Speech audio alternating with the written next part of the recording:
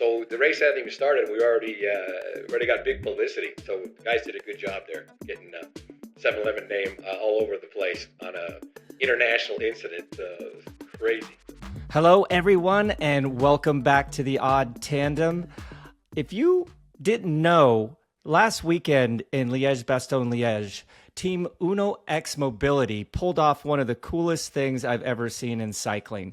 They changed the jersey back to the iconic 7-Eleven jersey for the race and hopefully for the future as well. So it sparked a lot of nostalgia in me, memories. I just wanted to hear some stories about one of the guys that was there from the beginning. He was the sports marketing manager of 7-Eleven from 1985 to 1990. He's a massive name in the sport. He's been around U.S. cycling for a very, very long time. Jens, our old friend Sean Petty, what did you think? It was fantastic. And imagine almost 40 years of life in cycling, dedicated to the sport we love so much. And the memories he had, the stories he had, and how precisely he memorizes certain moments and names and how the races went. It was just absolutely mind-blowing talking to him. And by the way, it was an honor to talk to him because, man, he paved the way for U.S. cycling and for the first American team. Yeah, and not only that, he's been a member of the USA Cycling Board of Directors, the Bicycle Colorado Board of Directors, USA Cycling Pro Committee. He's a member of the U.S. Bicycling Hall of Fame, and he also is on the board of directors to the Paul Sherwin Project. So sit back, relax, and enjoy our great conversation today with Sean Petty. All right, Sean Petty, welcome to the Odd Tandem. Thank you. Appreciate it. Good to see both of you. Well, as you can see, or at least the viewers can see, both Sean and I have the 7-Eleven jersey either on or in our background. So we're definitely going to talk a lot about that today. I have a feeling we're going to go down quite a few rabbit holes because even myself, who's been involved with the junior team since 1988, and then a mega fan of 7-Eleven ever since. I mean, it was the team for me. I'm sure there's some stories that you can tell us to our viewers and our listeners that'll even stump some of the experts out there. But before we jump into this great episode, we got a couple quick fire questions just to break the ice, lighten the mood, if you will. Short questions, short answers. You ready? I'm ready. Okay, what's the better event to attend in your opinion, the Olympic Games or the World Championships?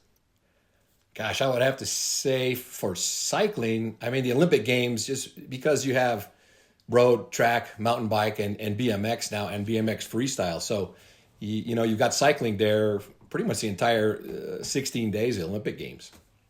Okay. So other than our coveted favorite 7-Eleven jersey, what is your favorite kit design of all time? Whew, man. I would say, 7-Eleven for sure. But if I had to go somewhere else, I would probably say old school again is La Vie Claire. That was pretty cool. I'm right there with you. That's mine as well. Okay, this is kind of a funny one, and I'll tell a story about this later about old Yenzi here. What is your favorite flavor of Slurpee? Probably orange. Orange Slurpee. Yeah. And sometimes just mix the whole thing. That's even better. Oh, the suicide. Yeah. The suicide throw was it all in back there, in man. the day. Yeah. Yeah. Blue, red, everything. Okay, last one. What is your favorite domestic race you've attended? I would have to say, and Jens, I would probably agree because he's done a lot of them here. But I think at the end of the day, there's so many good ones. I mean, you go back, I think, Bobby, you raced in Philly. That was a really special one day. But all in all, I mean, given the feel, the magnitude of the race, and the vistas, was the Amgen Tour California. Just an incredible race every year with incredible fields. And so that had to be the all-time race, but so many great ones. But that's up there for sure. I agree. Raced it many times, and it's a bummer that it's gone. Probably one of our questions is, do you see a chance of that race ever to come back? Whew. Man, good question, Jens. Everyone here would love to have that stage race for sure, but at this point, any stage race. I mean, the Tour of Utah, hung on longer than everyone thanks to the Miller family, but it's such a huge undertaking now in California, and the costs are so high. When the race first started in 2005, you could get money and support from host cities. By the end of the race, the last year of the race, basically the AEG was asking cities if we could finish or start in a community, much less pay anything. So the pendulum swung all the way from a lot of support to can we finish? Can we start here? So very, very, very expensive and hard to do.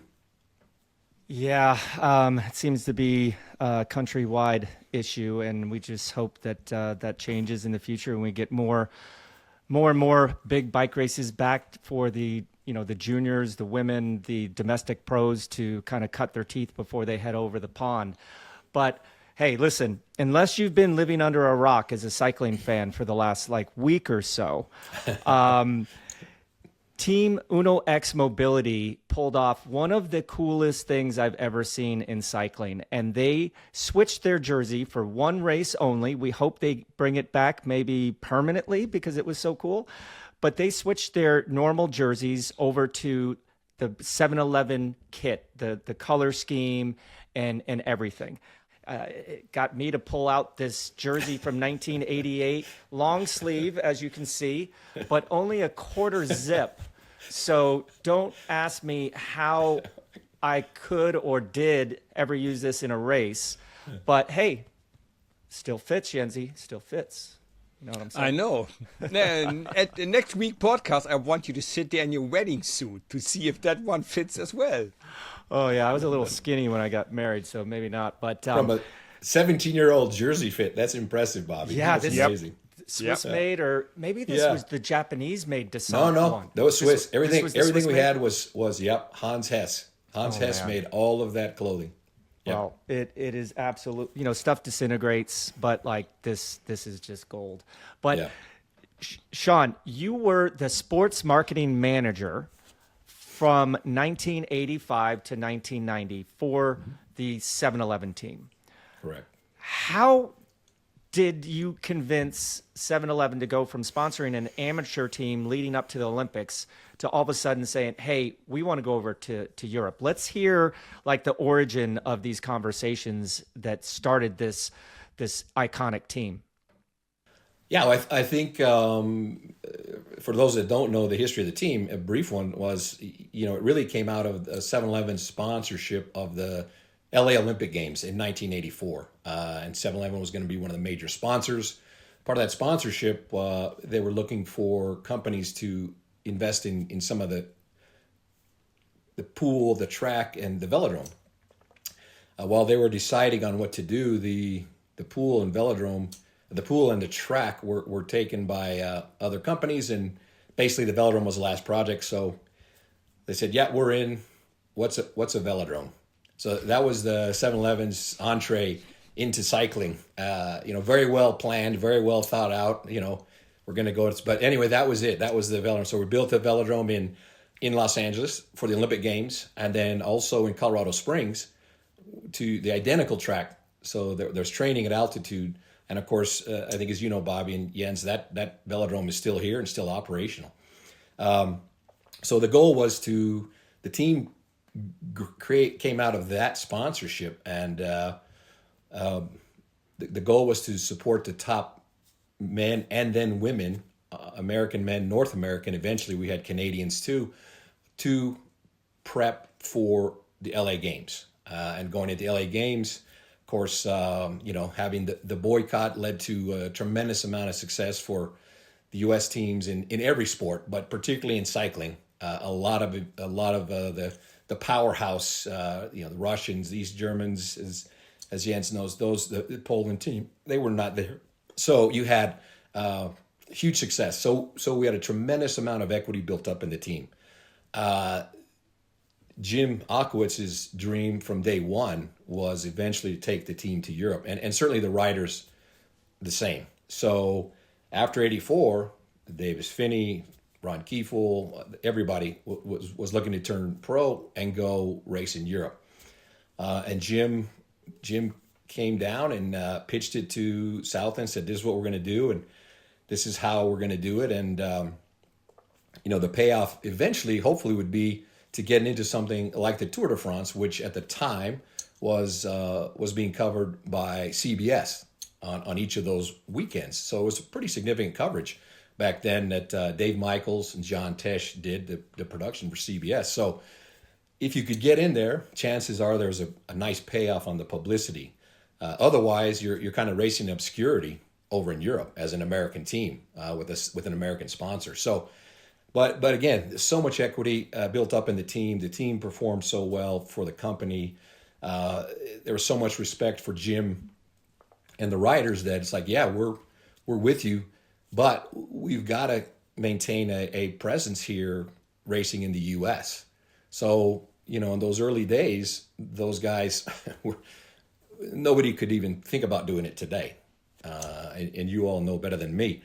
But the guys were coming back and forth from Europe, racing in the U.S., then go to Europe, come back and race in the U.S. some more, and go back to Europe. So it was for these days, it was a highly unusual approach to racing calendar. But that was it. It was the main support. Hey, we're with you. The team's magnificent. We love it. The men and women are very successful. 5 of our riders won Olympic medals. So the company was really happy with the program and made sense to expand. And we kept an amateur men's team.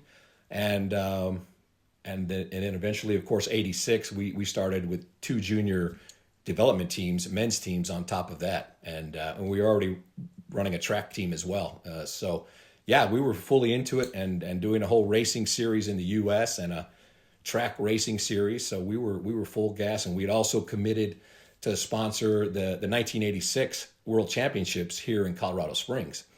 And at the time, of course, that was road and track were together. So, yeah, we just got, Och had our trust and said, yeah, let's do this. And off they went to race in Europe. And then it was one first after another.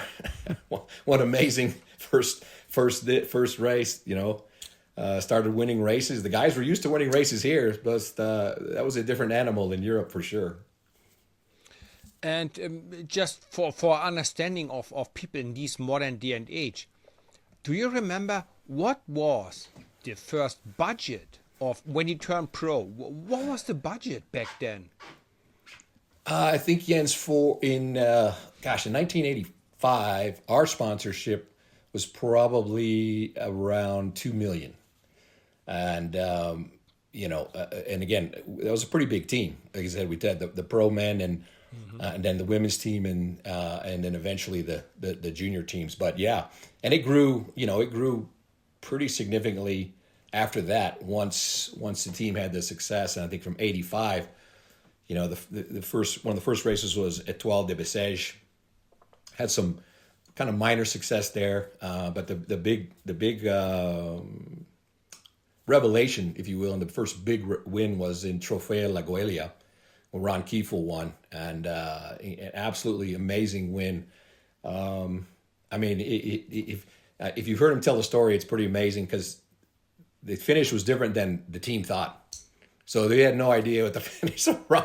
But Ron was right there with Algeri, who was the Italian national champion, and just dropped the hammer on him and sprinted and won won Trofeo La Guelia. And kind of after that, we were off to the races literally, because the Giro d'Italia was next in 1985. Yeah, so much happened so quickly, but Ron, who has been on our podcast before, telling us that story, and I don't think he appreciates the significance that it had. He's so humble, that it really put a flag in the ground, right? And said, hey, these aren't just a bunch of kooky Americans, although there were a few kooky Americans on the team at that time, to say the least. But it really just snowballed. But I really want to talk about the first Tour de France. The first Tour de France start was in 1986, and it was 23 stages long, and it starts with a double day. So it was a road race in the morning and a team time trial in the afternoon. Well, yeah, you actually Bobby, you had the prologue was stage one. Then the second day was a double stage day. Yeah. Yes. Sorry about that. I always get mixed up with if you count a prologue as a stage. But yeah, Alex true. Steeda takes the yellow jersey. I mean, remember watching it on TV? It was a big deal. And then in the afternoon team time trial, it was, remember back then it was 10-men teams. Mm-hmm. So this team time trial was 10 men, and man, let's just say everything that could go wrong went wrong that day. And Alex, who was in the yellow jersey, almost got eliminated from the time cut, and the team finished second to last, only beating like one of the Colombian teams. But you guys rebounded. Davis won stage 3. And amazingly enough, because both Jens, we all know Bob. We're friends with Bob Roll. Yeah. He was, in fact, the top finisher for 7-Eleven right, in 63rd spot. Bob, we salute you. You were the GC guy. I didn't know that about you, man. And Bobby, he's also going back before that. And Bob's a freaking warrior, man. The guy was kill himself. I mean, every time. I mean, yeah, funny as hell, and say whatever's on his mind. But the only guy who finished Paris-Roubaix for us in '86 was barely in the time cut was Bob Roll. He was the only guy. So and Oach was going to pay a bonus if someone could finish in the time, and Bob did it. He is a beast to this day. To this day, he rides his bike like he stole it, But other than that drama on that first day, what were some of the other cool stories about that first Tour de France for you guys? I mean, just getting there was a mega achievement. Yeah, no, it was right. It was a mega achievement, and again, Bobby, Jens, you guys know these days the whole process. You know well in advance. You're a World Tour team. You know what your calendar is. You're going to the Tour de France. We were still trying to get in the Tour de France just weeks before. So we didn't know we were going. And so only a few weeks before, yeah, okay, you're in. And as you said, it was 21 teams of 10 riders. So 210 riders. That's giant field, and 23 stages. I think it was 2,500 miles that year as well. So, and again, still, besides the Giro in 1985, we hadn't ridden anything like that otherwise. But so there was a scramble. I mean, Oach and everyone scrambled mightily just to get everything together for the tour. And of course, part of that, you really didn't have any time, as it showed on the team time trial. There was no training camps and drilling. The team time trial with 10 guys, as it was, we had people coming in. Raul had only joined the team at the end of May. Raul Alcala came and joined us at the Redlands Classic in May. That was his first race with 7-Eleven. And 6 weeks later, he started Tour de France, and he finished his Tour de France. But so just the 2 weeks, 3 weeks out, you're going to do the Tour de France. I mean, can you imagine, guys, you two guys getting that call that you're going to do the Tour de France in the biggest, hardest race in the world, and so that was that alone, and then scrambling to get everything together, all of it, all the equipment, all the supplies. Oach was shuttling the clothing down from Switzerland at the right before the race started in Paris. I mean, it was full 4-alarm fire, and we managed to pull it all together, and yeah, it was quite the adventure. So just give us a few facts and numbers. How do you communicate? Did you have any French-speaking person in your team? How was your car park? Did you have a bus, a minivan, a camping car, or just normal cars? Did you have spare bikes? One spare bike for each rider? Did you have a masseur? Did every rider get a massage each day? Where and how would you wash clothes? How was all that organized when you only had 3 weeks to get it all together? Yeah, the great question, Jens. I mean, as back then, and for quite a while, but back then, ASO provided the team vehicles. So the two cars that were in the caravan were provided by ASO. So they were the big Peugeot, wagons, and so yeah, we had the proper amount of spare bikes and time trial bikes. So we were set up there, and we had we had a full set of mechanics, full set of soigneurs. We were the only team that had probably the female soigneur in Shelley Versus. Shelley came on first with us at the 1985 Giro d'Italia, and people were just shocked that we had a female soigneur. And if you ever know Shelley, she would take no grief from anyone. So she plowed her way in that kind of old boys club that was the soigneurs, man, the feed zones and battling for position. She didn't take it from anyone. She was incredible. So that, I mean, that's like one of the many things that we did differently as a team was, the different diets. We didn't mind air conditioning. Ice cream was okay. So there was a lot of things there, but on the numbers, yeah, Jens, to put it all together, we did have, by then in '86, at least we had some operations with and help in Europe with Noel and Richard de Jonkier. And Noel, rest in peace, was a big part of our organization in Belgium. And then Noel eventually stayed all the way with Jim Akowitz through the BMC teams and Motorola and everything else. So yeah, we did that. Massimo Testa was our team doctor, and Massimo first came to us in 1985 at the Giro d'Italia. The sponsor, Hunved, our Italian co-sponsor, Erminio Dall'Olio, who was a character, an absolute character. So he knew Max, and this other doctor said, "You guys need a doctor," and we're like, "For what?" So all the guys got sick in the Giro, and Max, who was barely out of med school, nursed them back to health, and then Max Testa stayed with us as the team doctor the rest of the time with 7-Eleven and on with Jim Akowitz, through the years.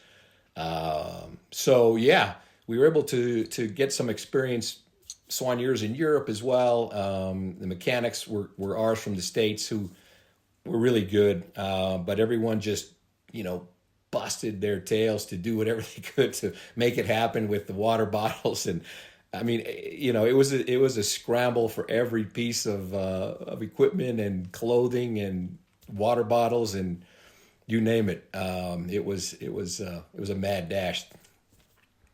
Well, from the first year, with Davis's win in '86, 1987 for me was the year. Like, that got me hooked. That year, Jens, the race started in Berlin and had 6 stages in Germany, and they raced 25 stages and did over 4,200 kilometers that year. Just as a reference, last year's Tour de France was 3,320. So it's obviously a lot shorter in number of stages and number of kilometers. But Davis won stage 12. Dag Otto Lauritsen, the reason why we're here right now talking about this, won up to Luzardiden on stage 14. And then Jeff Pierce, old Pep, winning on the Champs-Élysées on stage 25. I mean, 3 stage wins, but iconic.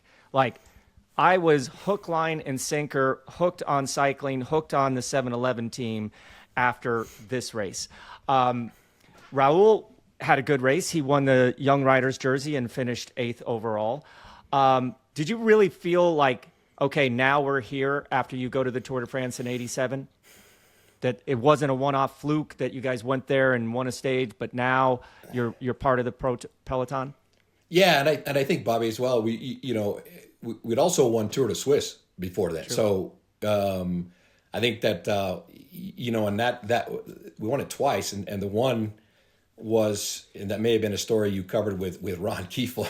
That was also incredible 1 second win overall by Andy in a crazy sprint to take a time bonus that Ron had to secure. Bob was supposed to do it. He got all tangled. Ron took the time bonus from Panasonic, and Andy won the Tour de Suisse by 1 second. So, we after 86, of course, we got Andy. Andy came on board for 87, gave us a real GC threat, and obviously Tour de Suisse felt like we're in a good position and had the respect. By then, at least we had the respect of the European peloton. And early on, that certainly wasn't the case. It was difficult for the team to move around in the peloton, and if there was a crash, it was 7-Eleven's fault.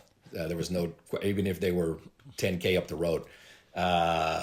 So finally, I think those wins in 85 and certainly 86 got them to more respect in the peloton. By 87, I think we were pretty well established and respected. And by then we were, like you said, we added European riders. D'Agato came on. He had been with Peugeot, and I think we had started to attract a lot of riders because of the way the team was operated, because of the collegiality, the friendships on the team. It wasn't a structure. A lot of people had a chance to win a bike race. So I think everyone understood that and shared it. But by 87, I think from Tour de Suisse, it carried into the Tour, and man, it just fell into place. As you said, the sprinter stage into Bordeaux, Davis delivers, and then of course, as you said, Les Ardennes on Bastille Day for D'Agato, first Norwegian to win a stage in the Tour de France, and now he's a rock star legend in Norway. And as you said, that's the reason Uno X was wearing that kit at Liège-Bastogne-Liège this last weekend. It was really D'Agato and Thor Hushov's huge respect for D'Agato. So, and of course, they have the connection with the owner, owns the Scandinavian 7-Elevens. So it certainly made some sense that way. But yeah, and then of course, and then Jeff on the Champs-Élysées. I mean, you guys tell me, will there ever be a solo winner on the Champs-Élysées ever again? A climber solo winner. Climber on the cobblestone solo. I very much doubt that, but old Pep, what a legend. Yeah, of course, Pep. Pep will argue. He's like, you remember he did the track too. Pep was Madison. He raced the Madison. He was a pretty good sprinter at the end of the day there. So yeah, a little underappreciated his sprint prowess. But yeah, you're right. Normally he would be considered a climber. You're right, Bobby. But incredible day, and the only one, the owner who catching him was the only guy who knew him was Steve Bauer, and who came up second that day. But anyway, again, of course, we ended up with him and the team as well. Yeah. Hey, since I am from the other side of Germany, how was it to get to Berlin, to Western Berlin? That was surrounded by East Germany and surrounded by the wall. You could take a flight, start in a safe west and land in a safe western Berlin. But all the cars, the bikes had to move. So somebody had to drive through East Germany. How was that? Did you have any memories of that? How was that for you? Very much, Jens. I'm glad you asked, because I was gonna bring it up to you. Yeah, no, we picked up the cars because they ASO in Paris, and they said, this is the way you go, and this is the road. And if you get off that road, we're not responsible for you. And the maximum speed is 100 kilometers an hour. It was 100K. And if you go over, they'll catch you, and we're not responsible. We're not responsible for what happens between here and West Berlin. So, I mean, we get to the first checkpoint, and it was like, 1950s era buildings, and we we put our passports on a conveyor belt, and they all rolled down into the building, and then they came out with everything, checking the cars with mirrors and dogs, and so all the team cars. So you're just we're just sweating bullets, hoping we don't do anything stupid, and then sure enough, we're all driving in the caravan. It's like 100K. Just do not go over 100K, and looking at exits, and every 10 kilometers it seemed like there was a police car. And so we were very, very aware of that. So anyway, get to, no problems, no issues. Nobody left the road or got pulled over that we heard of. But we got to West Berlin and go training. And as you know, Jens, that was a really small area. And so it's not like you can go, this giant loop. It's pretty small. So our guys are training one day, and kind of blasting along. We've got some media following them, Japanese media, others on motorcycles following them, and they kind of blow right through one of the checkpoints into East Germany. And then everything's going crazy, everything's going nuts. So they immediately realize what happens. They loop around quickly on the bikes, come back through, didn't get stopped.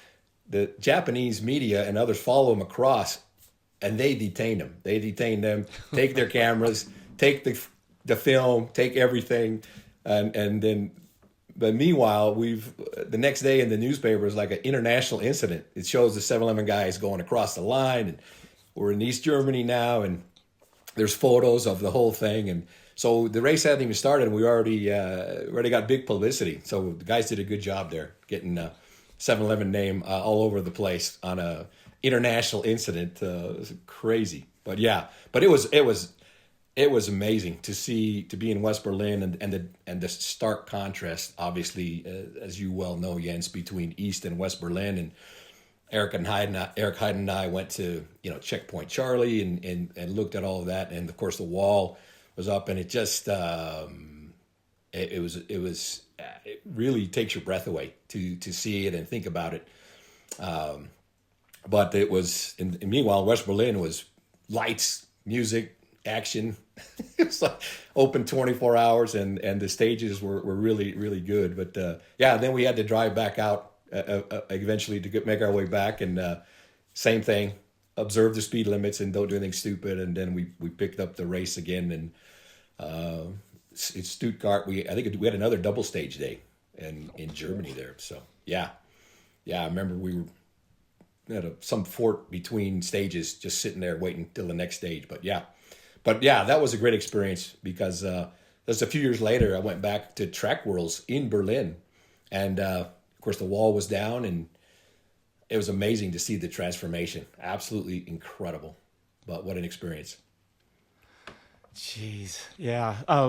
One other thing that I saw doing a little bit of research was that the DSs in 97 and 98 were Mike Neal and Eric Heiden. Eric Heiden was actually driving the car as a DS, 5-time Olympic gold medalist, rode for the team, attempted to do the Tour de France, now a very successful doctor, but that must have been pretty baller having Eric Heiden in the car.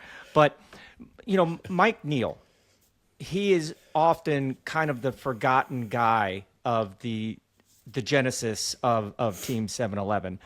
I had a lot of time with him after he left the pro peloton. I actually rode I signed for my first professional contract in 1993.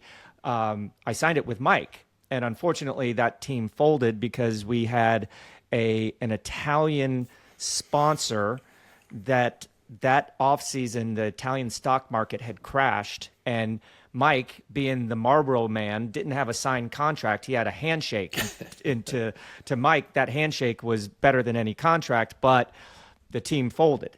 What was his role with all this? Because he was a gritty rider himself. He spoke multiple languages. Yeah. How did he fit into the mix? Because not many of the new generation know about the name Mike Neal and the person that he was. Yeah, Mike was was absolutely critical to all of the early success we had, especially and later success. As you said, he'd had experience racing in Europe.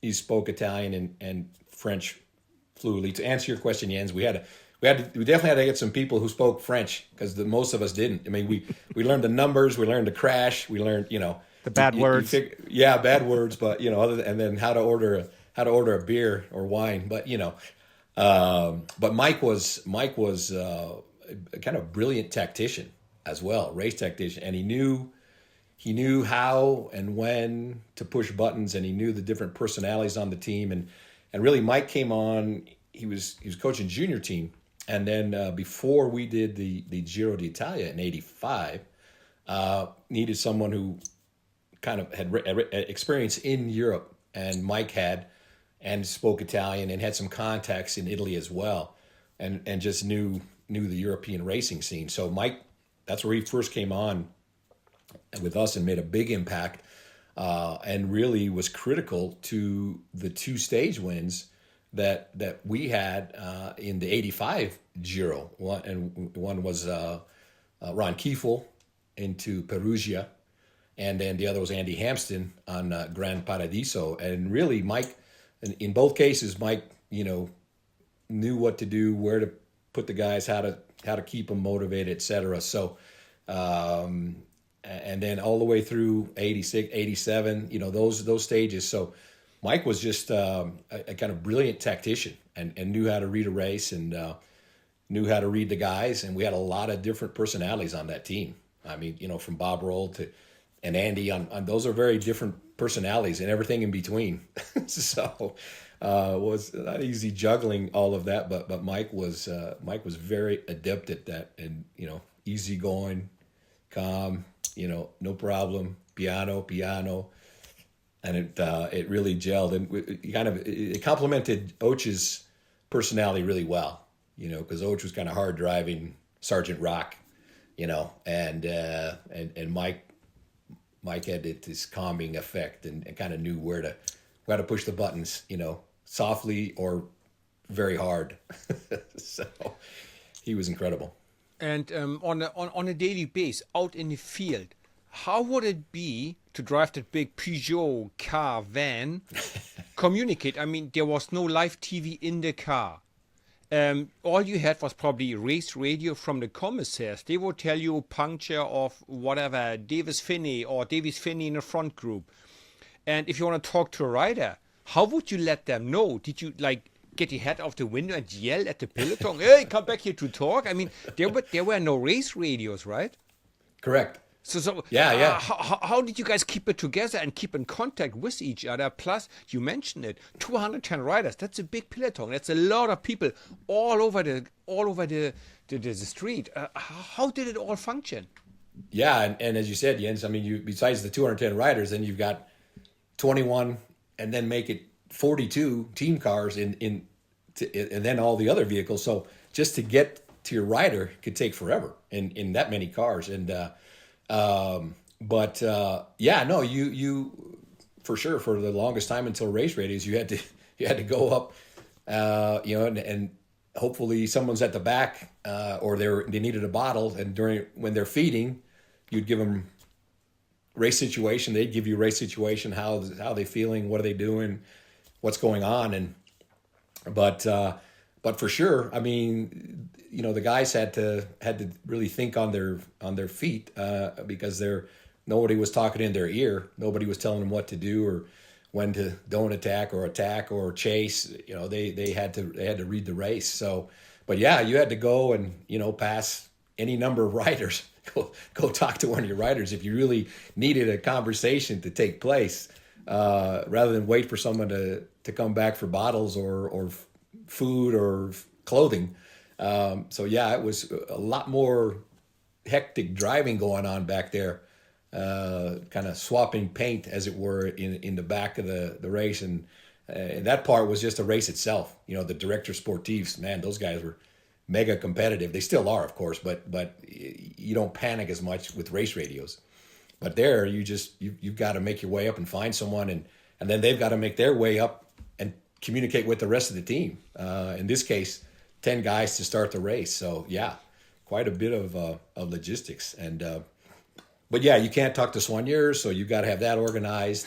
You know, you didn't have the cell phones and GPS, and we got lost more often than I can tell you. You know, just trying to go to hotels and Yeah, I mean, I'm everything. sorry for interrupting. That just crossed my mind.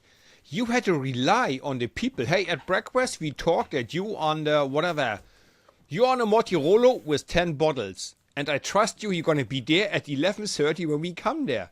And then that was it. That was the last That's time you it. saw him after breakfast. And then you trusted and prayed to God, please let it be at the Mortirolo at 11:30. Holy smokes, that was an Yeah. adventure. Yeah, yeah, but you know, Jens, you're right. But it was the way everyone did it too. So you know, and the soigneurs, you know, it wasn't like now where now you have feeding every like 15 kilometers. It seems like, you know, you had the two feed zones, and then they all raced back to the finish. The soigneurs took their train and raced back to the finish and got set up. And like you said, you just hope they were there in the feed zone, but they always were. I mean, because all the soigneurs stayed together. They took care of each other. And yeah, then you get there, but you'd have to, if you needed more of this, more of that, you had to communicate it at the feed zone and make some swaps. And but yeah, you didn't really have a chance to see. You didn't see how the race was going. That's for sure on TV. There was no TV in the car, just the occasional race radio. So yeah, there were some long days. And as you said, Bobby, Eric and I sat there a lot of days trying to keep each other awake in that second car. You know, it's like you're not seeing the race. You're just going 20 miles an hour across France. It's like, okay, man, Yeah. this is suffering. Probably not as exciting or as technical as it is now. But, you know, we're talking a lot about the pointy and, you know, the top of the pyramid, the pro team. But these days, we hear about these big budget teams having a junior development team, an under 23 team, a women's team, as if that's something new, right? But, you know, on my jersey, my 7-Eleven 1988 jersey, it says junior development. So you had a junior development team, a women's team, an amateur team. Why was there such, I mean, you guys were doing it 37, 40 years ago. 40 years ago, yeah. And now it's a very on mode sort of thing. Whose idea was that to bring, you know, really have the support of everybody, the juniors, the amateurs, the women? Because I mean, talk about forward thinking. You guys are just trying to get over to Europe, and at the same time, you've got 3, 4, 5 other teams rolling around with the same jersey on, or a similar one, but with the same kind of color coordination. Whose idea was that, and what were the challenges surrounding that? Yeah, I think, well, we go back to 81 was the first team, first men's team. But it was important to the company to support the U.S. women getting ready for LA as well. Granted, there weren't that many medals for the women then. It really was the road race, was going to be the first road race, by the way. And so we signed Rebecca Twigg, but we started that team in 1982 in preparation for LA. And the same thing came out of Los Angeles and Rebecca had won a silver medal, you know, right behind Connie, who won the gold. And again, a lot of equity in the team. There's no way we were going to not continue sponsoring the women's team. So we continued the women's team, you know, through the entirety of the sponsorship. It was really Jim's idea to add the junior teams. We started in 86 with 2 teams, with Jolly Rancher and Murray, who was our bike sponsor, was the other one. And I mean, a lot of those guys, you know, we had, you know, a lot of the guys went on to be big time pros from both of those teams. Scott McKinley was on there, and you know, Darryl Price, who really made his name on the mountain bike circuit, so to speak. So yeah, but that's where it really came from. We still needed that presence, as I said earlier. We needed that presence in the States. We continue to race. So the amateur team and even some of the pro guys spent a lot of time here, continue to do the races in the U.S. so that we kept our name and image and success in the U.S. to kind of supplement the times we never saw the team while they were in Europe. So those were really important, and we kept it. We did the juniors all the way through '88. I think, Bobby, the last year was yours that we did the junior teams, and again, budgets were getting a lot tighter. The company was heading into bankruptcy at the time, and Och and I, we weren't even sure the team was going to continue for a while there, and amazingly we did, even with the company in bankruptcy. So I mean, that tells you the level of respect and kind of love that the leadership, the Thompson family, had for the 7-Eleven team. I mean, you've got to have those people at the top who buy into the vision and support the dream, because, let's face it, there was no direct return on investment for what was going into the cycling team. You couldn't really say that. There wasn't a lot of promotion in the stores around the team. It had a life of its own, and it was all part of that magical Olympic experience. And then the success of the guys in Europe and being on CBS and eventually ABC, and so it just became, and finally, the last year, Steve Bauer was in the jersey for 10 days. Yeah. So we couldn't have ended on a more higher note than that. It was pretty amazing. But yeah, we stayed true to developing riders, developing young Americans. It was important for us to have people on the Olympic team. That was a focus for us for '88 with Frankie Andreu and Scott, and as many as we could on the Olympic team for '88 was still very important to 7-Eleven. And so that's where we stay. And the women's team as well. Of course, Inga Thompson and Monkey Bankitis Davis were both on the Olympic team. And again, that was super important to us that entire time. And once then Team 7-Eleven stopped, it went straight to Motorola, was it? Mm-hmm. And you were still part of that, right? No, I was still at 7-Eleven and just kind of helped in the transition. Jim Ockowitz really was working, because we let him know early enough in 1990 that the situation was so bad you really couldn't justify spending this money on a cycling team when we were cutting employees on a pretty regular basis and closing stores. So and certainly Och and the team understood that, but he knew enough in time, and of course it's still a scramble. And fortunately, John Vandeveld, Christian's dad, good friends of Och's, and they're an Olympic team together in '76. Anyway, John knew Sheila Griffin at Motorola, and because they, friends were mutual and this and that, and maybe he could talk to her about getting involved in cycling. So they had a meeting, made the pitch, and sure enough, in a really short amount of time, they jumped on board, and really we helped. 7-Eleven helped with that transition in terms of kind of some financial support at the end there, but we did whatever we could to help Och, and we were super glad they landed on his feet, and the team continued to excel, and took all the majority of those riders went with him to Motorola. Yeah. And he continued to have the success for that whole time, and really was killing it at 96. I think it was their last year was 96, and just an incredible team. And with young talent, Lance was on there. I mean, it was just really well positioned, and like a lot of teams these days or any time, if you don't find a sponsor, that's it. End of the road. That was it. So then Och got back in later with BMC. Sean, I got to tell you this funny story that it just popped into my head. When you were talking about, the pro teams, racing over in Europe and then coming back and racing in America. I grew up in Colorado. A lot of guys from the 7-Eleven team were based out of Colorado. And in 1988, I finally got my upgrade to like a Cat 1 or a Cat 2 so I could do the big boy race instead of racing the juniors. So I'm parked there with my dad, and all of a sudden the iconic red and green 7-Eleven van with the big bike racks show up. And I'm like, oh my gosh, I have the same jersey on as those guys. Like, I got to go and introduce myself. So I walked over there, and I definitely remember Roy Nickman, and I think Alexi Graywall as well.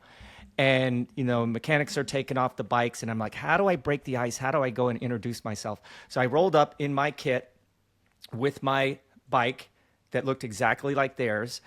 And I rolled up and I said, hey, can I borrow a pump? I need to pump up my tires. They were already pumped up. I just wanted to get in there. And, the mechanic comes out and he's like, oh, yeah, sure. And then I'm sitting on the start line, nervous AF, because it's a 1-2 race and I'm still a 16-year-old junior. And I'm standing next to Roy Nickman. And he looks over at me and says, well, if we have the same jersey on, we should try to work together. I was like, yeah, man, anything you need. And, so I led him out for a preem, which was like say $100 preem, and he won it. And after the race, I mean, when you're 16, you don't have any money. I was like, man, do you think he'll split that with me? Should I go up and ask him? I never had the guts to go up and ask him, but that was just something that just popped into my head. But so the bikes, right? As a junior in '88, I had Descent clothing. I had access to a double disc time trial bike, for time trials. We were spoiled. There's no doubt about it. We basically we inherited what the pro team had. But when I was so proud to sign for the team in my little town of Glenwood Springs, Colorado, one of my oldest friends, Roman Hassel, asked me, oh, so you're kind of good at this bike and stuff, right? And I said, yeah.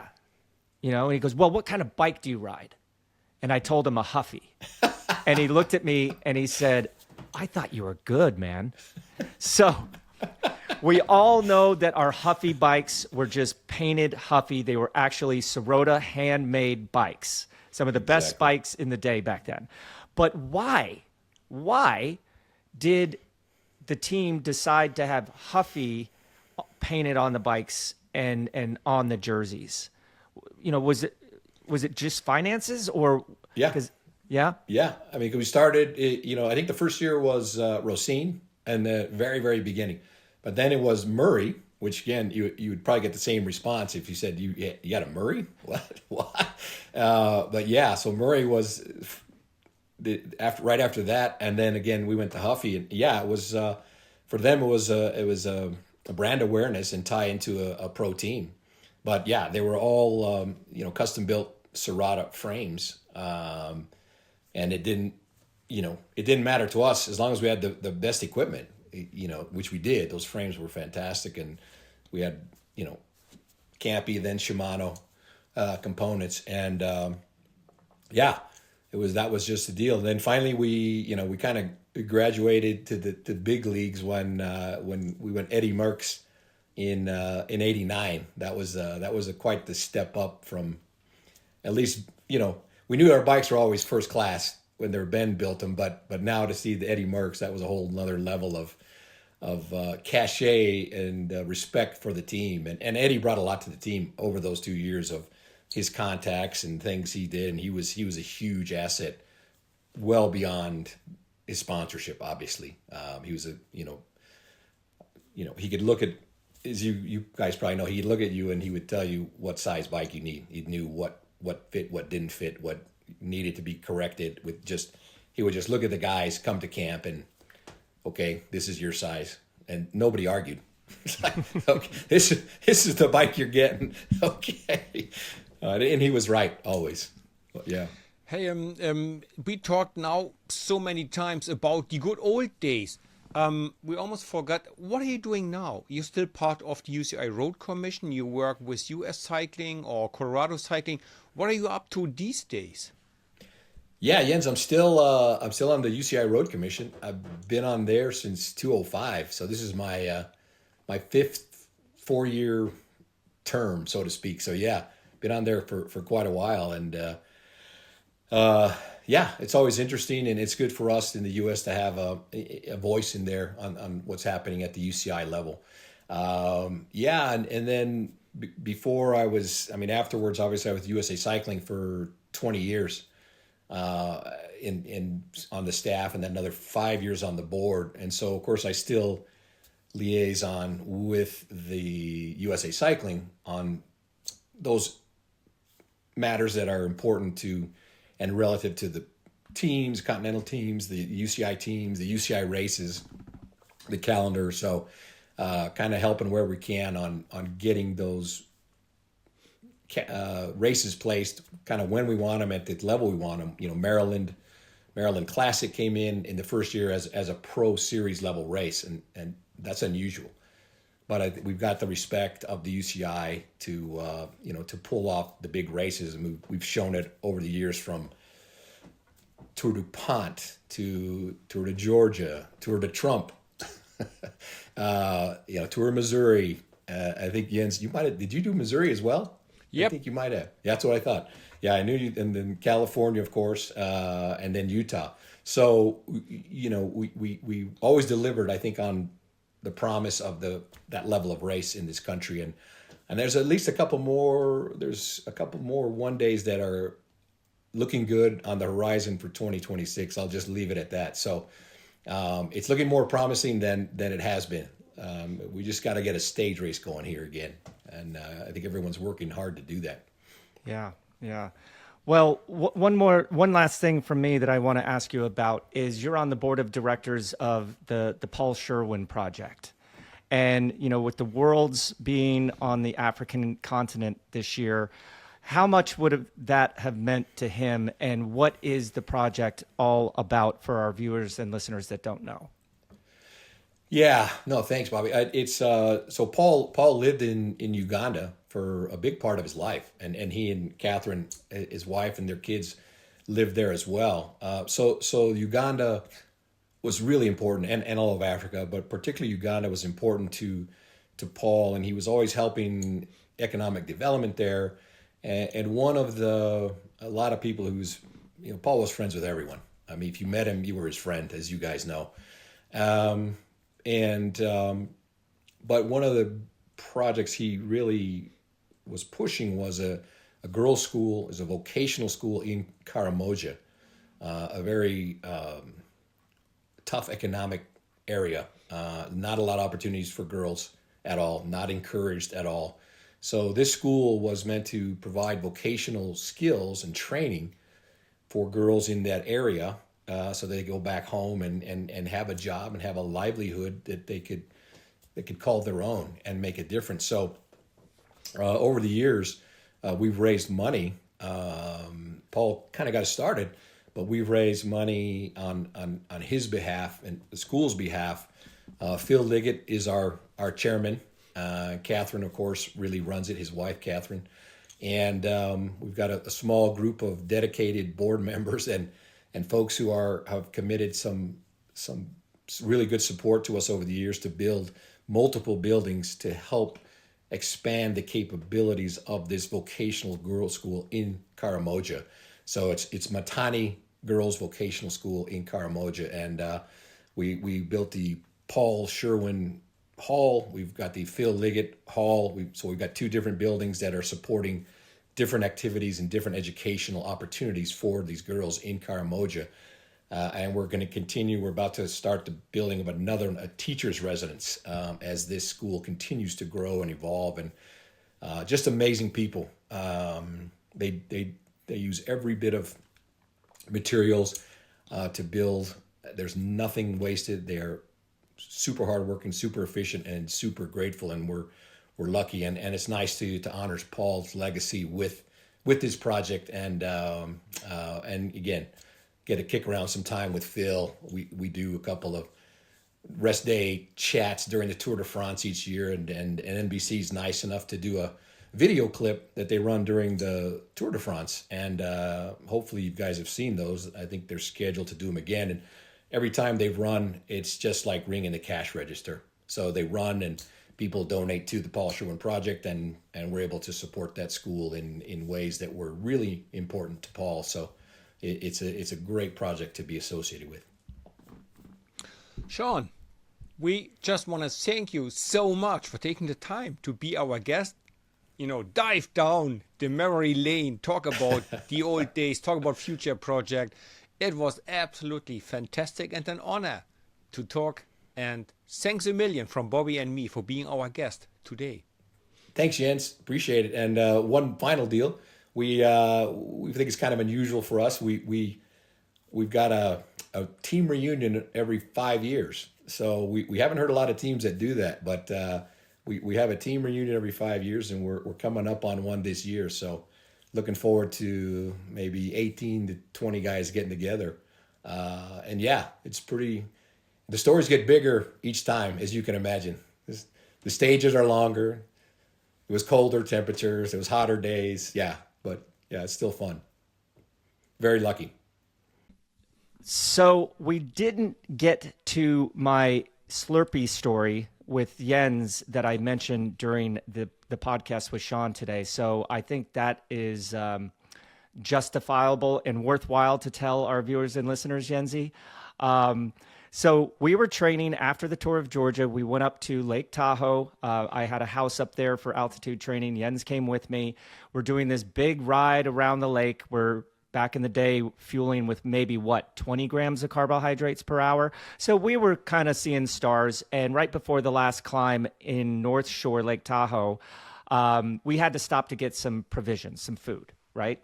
So we pulled over to a 7-Eleven, and man, I was getting Rice Krispie treat things. I think I even got a hot dog. I mean, I was just bonked off my face. And Jens goes over to the Slurpee machine and he pulls down the cup. And as he's walking over to the register to pay for it, he looks down and it says on the cup, it says, "Warning, brain freeze may occur." And started laughing, like, "What is that? What is that?" And I'm like, wait a second. He knows what that is. So we pay, we go out the door, and he takes like the longest, hardest pull out of his Slurpee. And then all of a sudden, the brain freeze hits him. And he's running around the parking lot, like yelling. And I just kind of looked at him as I was like, choking laughing on my hot dog. I said, "You actually saw the warning on the cup, but you didn't understand what the brain freeze was, but you witnessed it, you had it firsthand." Jens, what were your memories of that brain freeze episode? Total surprise and excruciating pain because of brain freeze. What a stupid word. What a stupid word. What is a brain freeze? I never heard of that before. I never had it. And man, it hit me so hard.